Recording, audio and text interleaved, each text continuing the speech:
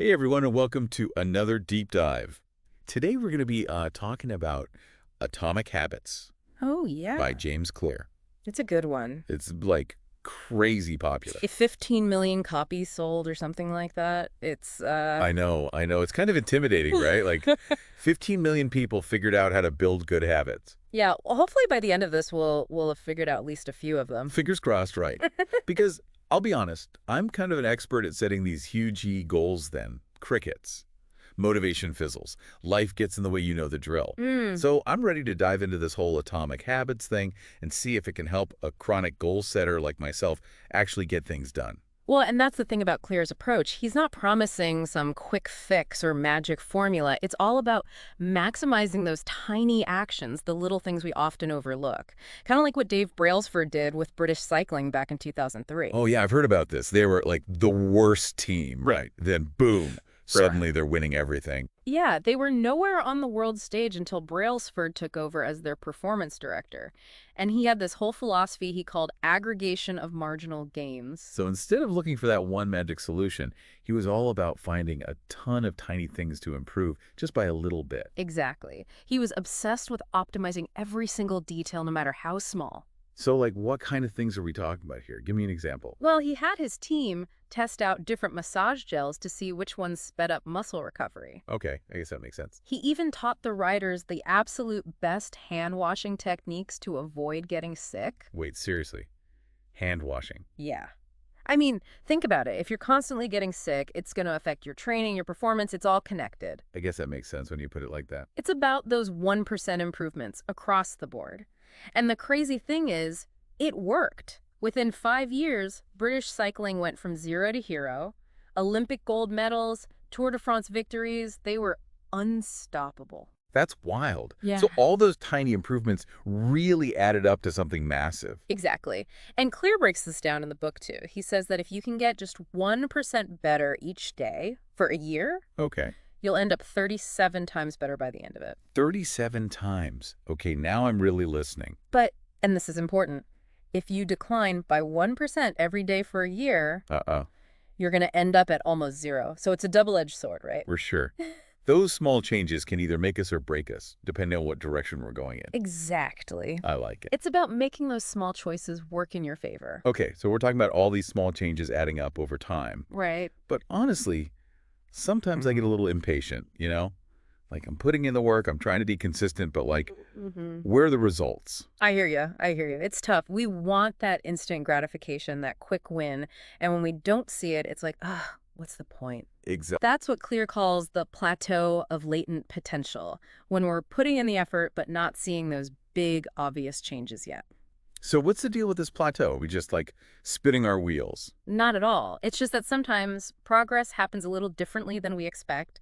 Clear uses this great analogy with an ice cube.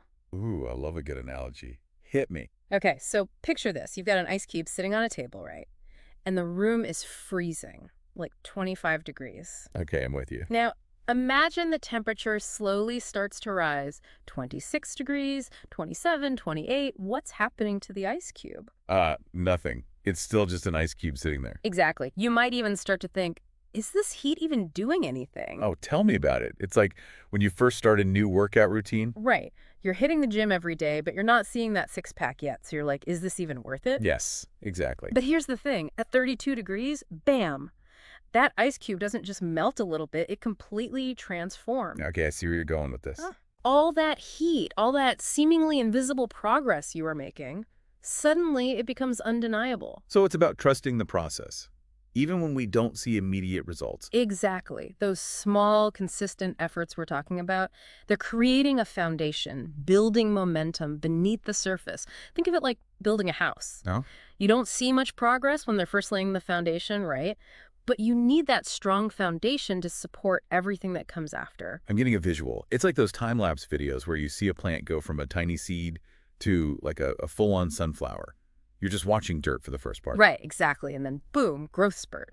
But it needed that solid base first. So we've talked about small changes, playing the long game, this whole plateau of latent potential.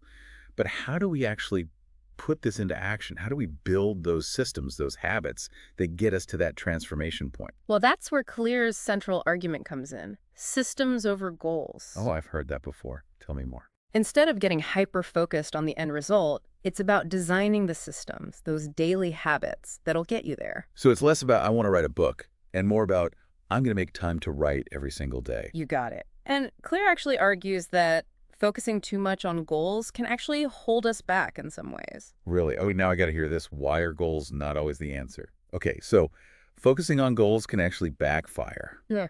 That's not something you hear every day. How so? Well, it's like this, right? You can have a bunch of people with the same goal. Right. Everyone wants to be successful. Mm-hmm. But it's the systems, the daily habits that actually get them there. That's the difference. So true. I can't even tell you how many times I've set these ambitious goals then. Yeah. PFFT. Gone by February. It's like I never even made them. And that's another thing about the whole goals first thing, achieving a goal. That's a moment in time. You hit it, you celebrate, then what? Yeah, what then? You just go back to your old ways until the next burst of motivation. Unless you've built those good habits, those systems that keep you going even after the excitement fades, yeah, you probably will. It's like you're on a hamster wheel, a burst of effort, you hit the goal, then you're coasting until the next time. It's like those New Year's resolutions doomed to fail before January's even over. Exactly. But a systems-based approach, that's about constant progress, building momentum over time. So it's not what do I want to achieve? Yeah. It's who do I need to become? Now you're getting it. It's about embracing the process, building those habits that lead to your goals, and help you maintain that success long-term too, which is huge. This has been seriously eye-opening. So for those of us ready to ditch the goals-only thing and build some better systems, what's one key takeaway we can use, like right now? Focus on building just one atomic habit, one tiny positive thing you can do consistently, no matter how small. So instead of trying to change everything at once, just pick one thing. Make it a habit. Exactly. Remember, those 1% improvements? Maybe it's drinking water first thing in the morning, or a walk at lunch, or reading before bed. Start small, be consistent, and watch as those atomic habits compound into something amazing. Love it. Start small, stay consistent music to my ears. Well, this has been an awesome deep dive into atomic habits, folks. Thanks for joining us, and I'm off to design some new systems.